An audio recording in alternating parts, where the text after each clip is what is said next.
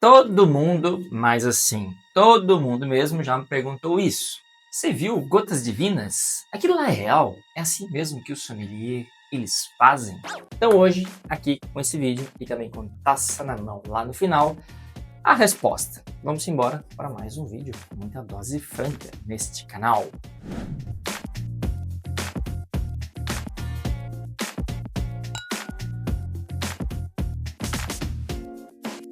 E como sempre, se você caiu por aqui de paraquedas, o meu nome é André Wiggers, eu sou sommelier e eu sou formado aqui em Bordeaux também, beleza? E desde 2022 trabalho aqui nos vinhedos de Bordeaux e aqui neste canal a gente fala sobre tudo que envolve esse maravilhoso mundo dos vinhos. Claro, com foco nos vinhos franceses e também aqui em Bordeaux, porque é aqui que eu tô, né? Então, se você gosta do meu conteúdo, por favor, sempre comenta aí, deixa o like, compartilha este vídeo também aí com quem você sabe que gosta do assunto e não se esquece, por favor, de se inscrever, que seria o mais importante para que eu continue produzindo conteúdo aqui neste canal, beleza? Recadinhos dados, vamos por vídeo. O que é esse Gotas Divinas, ou Drops of God, ou Les Gouttes de Dieu aqui na França? Bom, nada mais é do que uma série da Apple TV, baseada aí no mangá japonês de mais de 20 anos, que já falou aí de mais de 700 vinhos diferentes. E a história, ela se baseia em Alexandre Leger, que é um crítico de vinho lendário, tá? Tipo assim, um Robert Parker, e que deixa para trás a maior adega particular do mundo, tipo assim, milhões de dólares. Só que para herdar esta adega, a filha dele, Camille, vai precisar competir contra Issei, um japonês que é um pupilo preferido do pai dela aí, tá? E essa ideia maravilhosa partiu da cabeça dele mesmo, tá? Fazer uma competição entre a filha dele e o pupilo para ver quem que herda aí a maior adega do mundo. A série ela ganhou um Emmy Internacional de melhor série dramática. E assim, é envolvente mesmo, é divertida, bem produzida, tem boas atuações. E um roteiro que, apesar de ser meio infantil, prende a atenção. Mas aqui a gente vai entrar aonde eu quero comentar nesse vídeo aqui. Porque tem coisa ali que é enologia de verdade e tem coisa que é tipo, bom, dramatização mais pura, assim, possível que Hollywood consegue fazer. E é isso que eu quero comentar aqui. Aliás, eu já te aviso, e tô falando também que a temporada é de 2023, o que é a primeira. Pois até inclusive saiu uma segunda temporada aí, inclusive neste ano, 2026. Só que eu ainda não vi, mas eu verei. E se tiver alguma coisa que eu acho que é interessante também para falar, vai ter vídeo aqui também, com certeza. Beleza? Então, vamos nessa?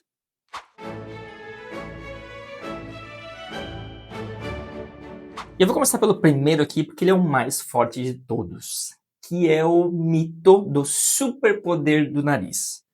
Quando eu vi, inclusive, a primeira cena sobre isso, eu quase que ri, tá? Porque tem um episódio, tá? Que é uma cena do Issei, que é pra mostrar como que ele é, assim, fodástico, que ele sabe tudo, que ele conhece vinho pra cacete.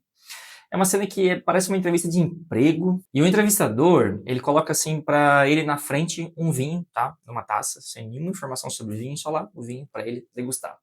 Ele pega, põe a mão no nariz, assim, mal prova, mal cheira, e já crava que o V Barthélemy, Chateau Le Puy, ano tal, nem lembro qual que é o ano, tá? Pimba, 50 mil vinhos disponíveis no mundo inteiro, podia ser todos esses 50 mil, mas ele sabe assim, pin de Google. Eu nunca vi, nem nunca verei isso acontecer na minha vida. E nem você verá, você pode ter certeza disso. E você sabe o que é pior ainda por cima? Mesmo fazendo essa coisa inacreditável, ele recebe uma ligação depois dizendo que ele não foi selecionado. Não faz a menor ideia do porquê. Mas enfim, eles querem dizer ali que o Issei é super foda, mas por algum motivo ele é relegado assim pelas pessoas, enfim. Mas para te explicar melhor, a série vai fazer aí referência a esse super nariz várias vezes em diferentes momentos. Um outro também que eu consigo lembrar é onde a Camille, que acho que é no episódio 3, ela, que até um mês atrás não sabia de nada, tá, de vinho, ela sente cheiro de trufa num vinho, junto com outro cara, e os dois concluem na hora. Só pode ser um entre esses dois vinhos aqui do mundo inteiro. Vega Sicília ou Chateau Cheval Blanc. São vinhos completamente diferentes, tá? Uvas diferentes, solo diferente, clima diferente. Um é Tempranillo, o outro é Merlot com Cabernet Franc. Vários vinhos podem ter cheiro de trufa neles, tá? Literalmente vários. Degustação cega de verdade não é uma clara evidência, tá? Não é esse superpoder.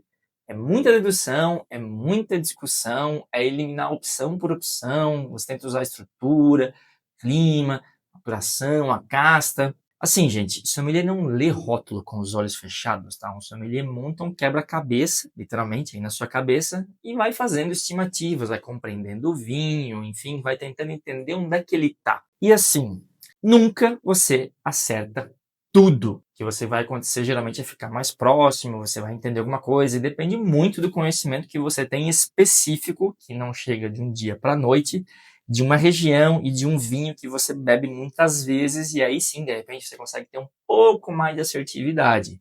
No fim das contas, a degustação à cega é sobre, não se você vai acertar ou errar, mas assim, tentar errar menos. Ponto.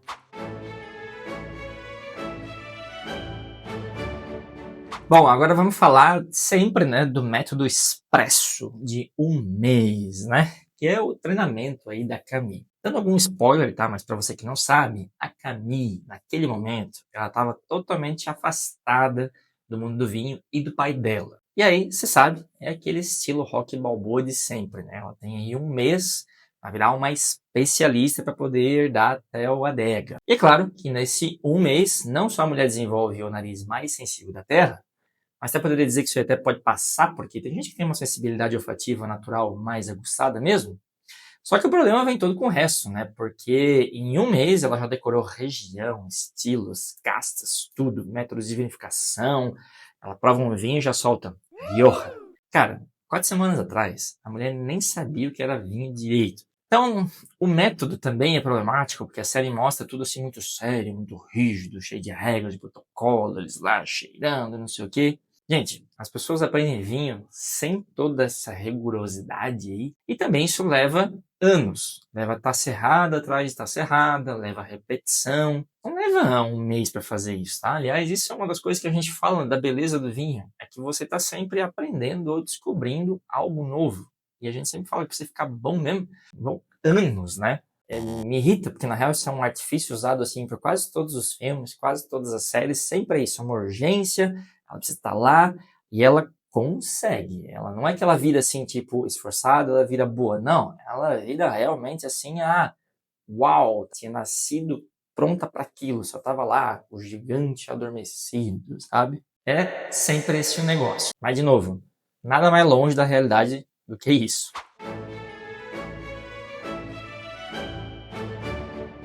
Falando agora aqui de mais um mito, é o cheiro do terroir. E eu já falei desse assunto aqui no canal, tá? Dá uma olhada aqui neste episódio, que tá bem legal. E nesse vídeo aí eu explico o que quer dizer essa coisa de mineralidade, salinidade, etc. É um vídeo que eu recomendo muito, se você quiser entender mais dessas sensações aí no vinho. O link tá aqui na descrição. E eu tô voltando nele porque tem uma cena lá do Issei, o japonês, fodão, né? Recebendo pelo correio, lá no escritório dele, no Japão, um pote contendo uma amostra de um solo, de algum lugar que eu não lembro qual que é. E ali ele cheira esse pedaço de terra ali, ele guarda isso, tá numa prateleira lá que mostra que ele tem vários potes, tipo, de vários lugares diferentes, como se ele tivesse uma coleção ali de solos do mundo inteiro, para poder cheirar e entender o vinho daquele lugar. A terra não passa gosto pro vinho, ponto. E guardar um pedaço de terroir num potinho para cheirar depois não é um método científico, é um recurso de roteiro para mostrar que ele é super insidioso. Ainda que isso tivesse sentido prático, 5 metros adiante, o solo já não é mais exatamente o mesmo, ok? Então uma amostra não representa nada de forma muito confiável, nem de uma parcela, ainda mais de um lugar inteiro. E o problema dessa cena, eu vou te dizer qual é. É que ela reforça a ideia errada de que terroir é solo. Solo não passa aromas para o vinho, nem gosto, e o que ele influencia são as sensações, as texturas do vinho. Mas mesmo assim, o terroir e essas sensações não são pautadas apenas pelo solo. Terroir é clima, é exposição, é altitude, é o solo, é o vegetal, é o trabalho humano por trás. Solo é só uma parte dessa equação toda.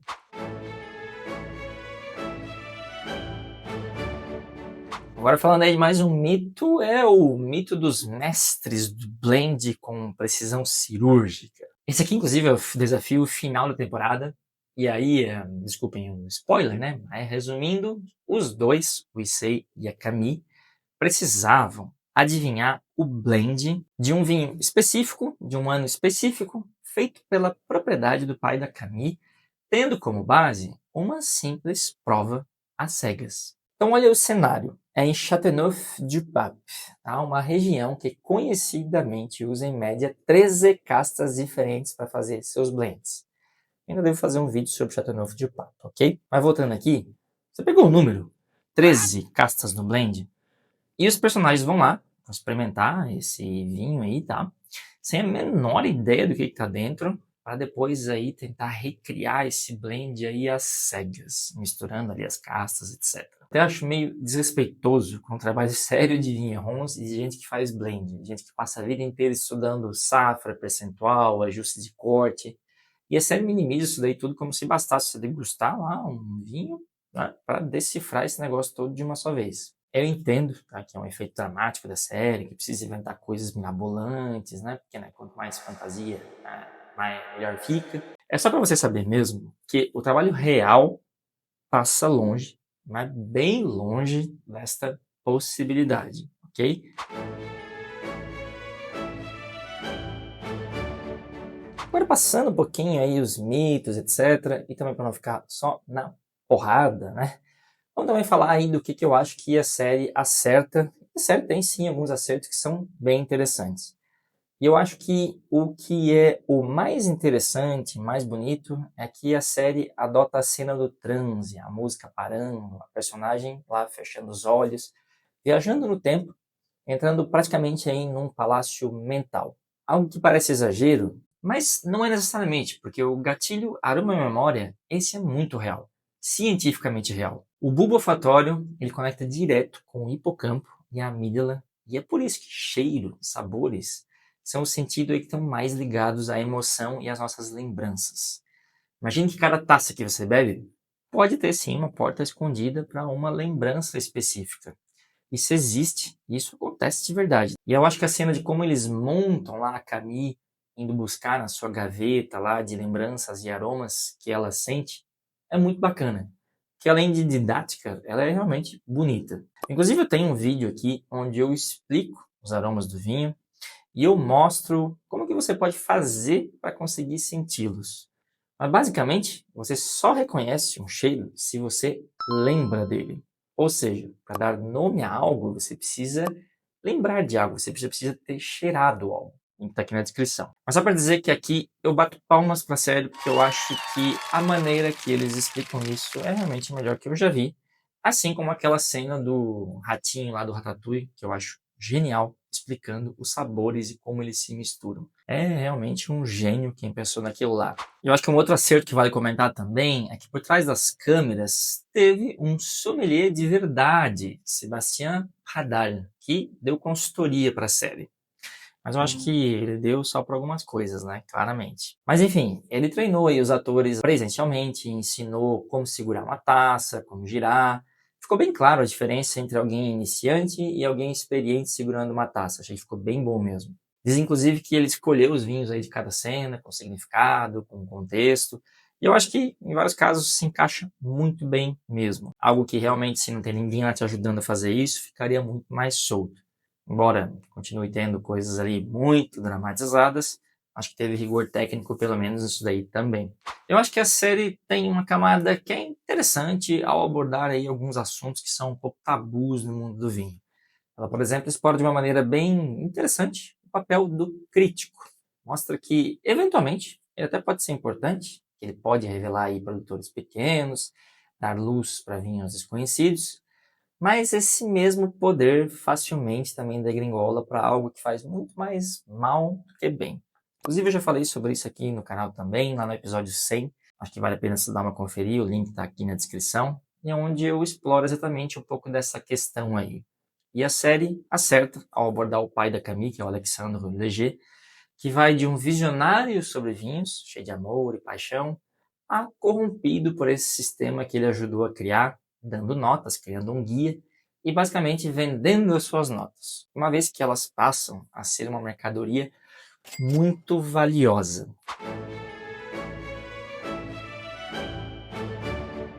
Bom, e eu gostei da série então? Apesar de todos os pesares, eu acho que tem muita referência boa, tem muito vinho grande citado. Para quem entende do assunto, acaba sendo bacana mesmo. Para quem não entende, eu diria que é uma diversão garantida. E dado o sucesso que ela teve, eu acho que é algo também muito bem-vindo, pois prova mais uma vez que vinho é um assunto que interessa muita gente. Algo que parece ser cada vez menos o caso, dada a crise que o mundo vitivinícola vem passando hoje. E no fim das contas, Le Goût de Dieu é um produto do tipo: não existe publicidade ruim, o que existe é publicidade, certo?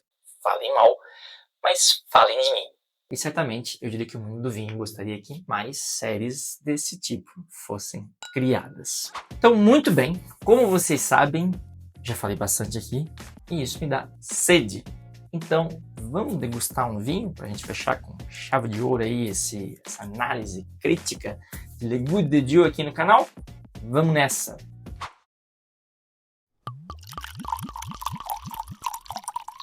Pois muito bem, que vinho nós vamos degustar? Bom, tem que ser um vinho que tem a ver com a série, certo?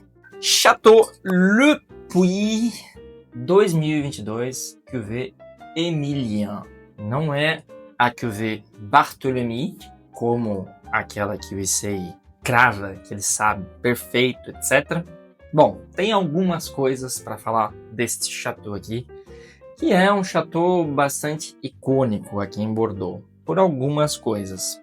Primeiro, fica na margem direita, numa denominação de origem chamada Franc Côte de Bordeaux. Eles fazem alguns vinhos lá, tá? É uma propriedade que existe desde 1610 e está desde 1610 na mesma família Amoureux. Esses vinhos aqui são praticamente naturais, tá?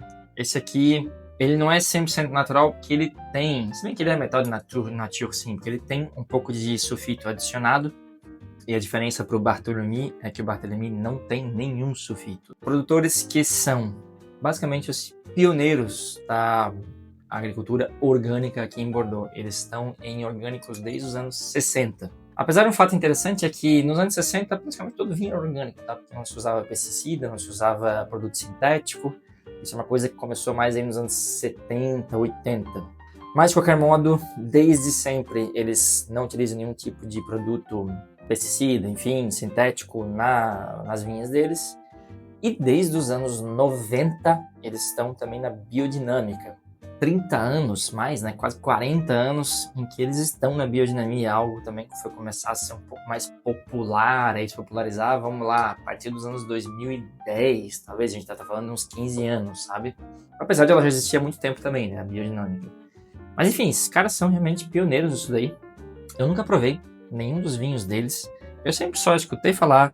Assim, inclusive, quando o Issei fez a referência na série, eu falei, caramba. E eu até acho que faz sentido, porque eu não conheço o mangá, mas parece que no mangá eles falam bastante sobre isso, sobre esses métodos de vinificação, vinho natural, biodinâmico. Inclusive tem vídeo aqui no canal também, vou deixar aqui de novo, link na descrição, a minha série lá para você entender sobre vinho natural, orgânico e também biodinâmico.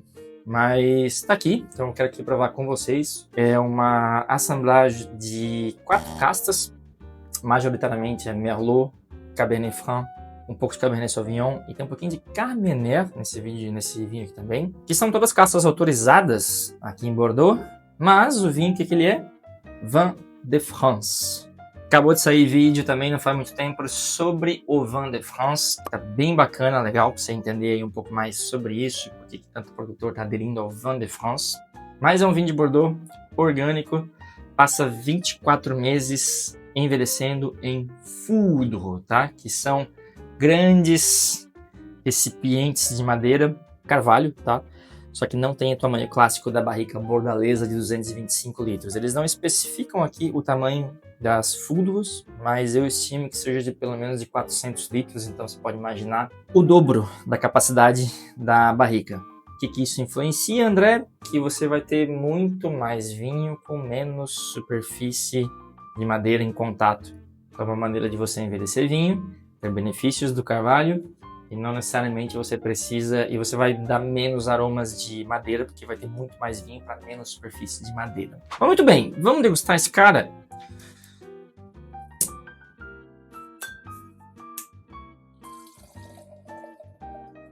Deixa aqui. Muito bem, quando a gente faz degustação de vinho natural é aquela história, né? Pode ser uma bela surpresa, pode ser uma péssima surpresa.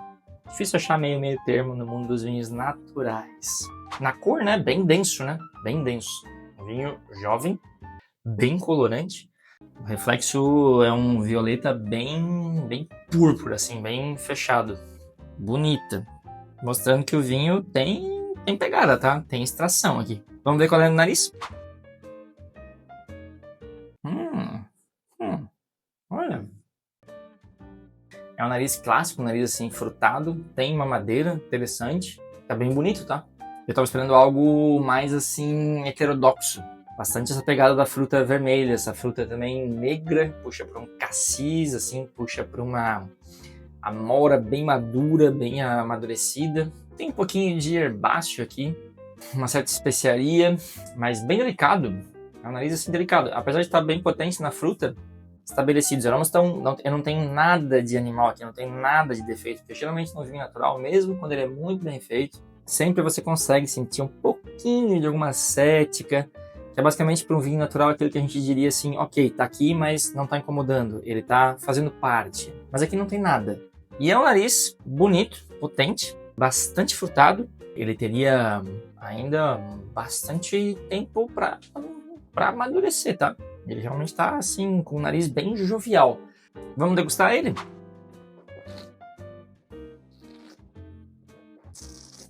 Que vinho interessante.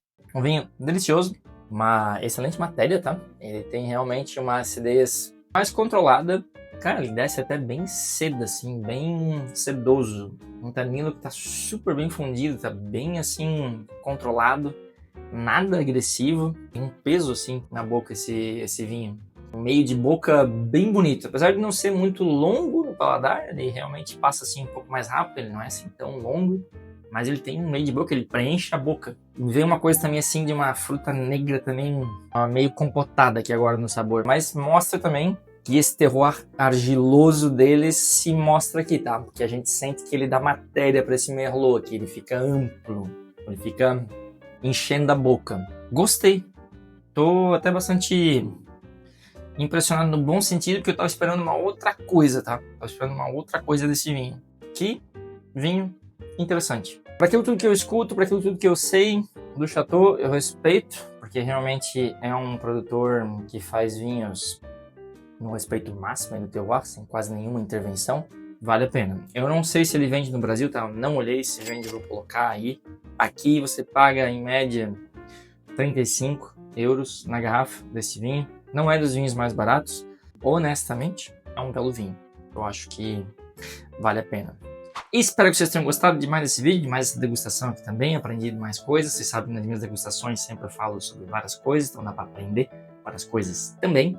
De novo, se você gosta do que eu falo, por favor, deixa o like aí, comenta também.